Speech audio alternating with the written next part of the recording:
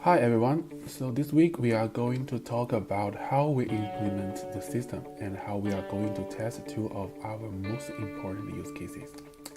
As mentioned before, the two important use cases that are vital to our application is handle the ability to log in and register.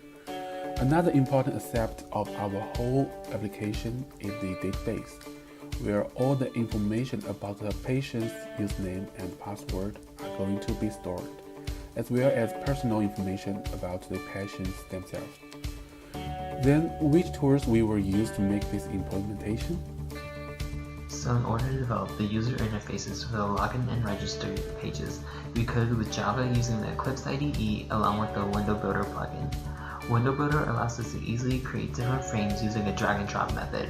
So instead of having to code out every label, button, or text field and position them in the right place, we could easily select the component that we wanted to and position it exactly where we wanted to on the frame. On the login page, the user will see two text fields labeled username and password, and along with a login button. They will also see two other buttons labeled Forgot Password and Register. The Forgot Password button will open up a new frame and allow them to enter in their username, and then it will display a secret question. If they get the question right, it will display their password, and the Register button will open up another frame that allows them to register for an account.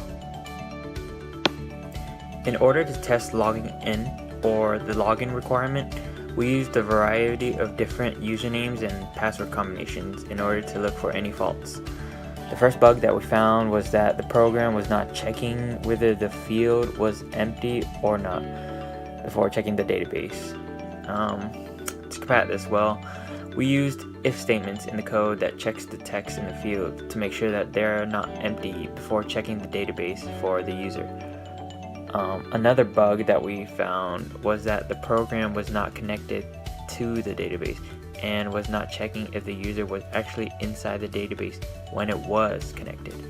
To resolve this issue, we worked with the front-end fields along with the back-end, checking the database to make sure that every time the login button was clicked, it would go check the database and verify that the user is there and that they have entered the right username matched with the right password. We used PHP-MySQL to create a single database for our Mednet system with multiple tables, one for each of the following: user, patient, doctor, and ticket, each with unique records that distinguish the tables and fields within those records holding their respective data. Using the registration test case, this allowed us to check if the newly entered information had already existed in the database. If the information is not successfully added, either there is something wrong with the PHP code connecting to the database, or the data in the database already exists. All of the new data must be properly put into the fields for new info or not added again, resulting in duplications. This is how we implemented our cases for Mednet.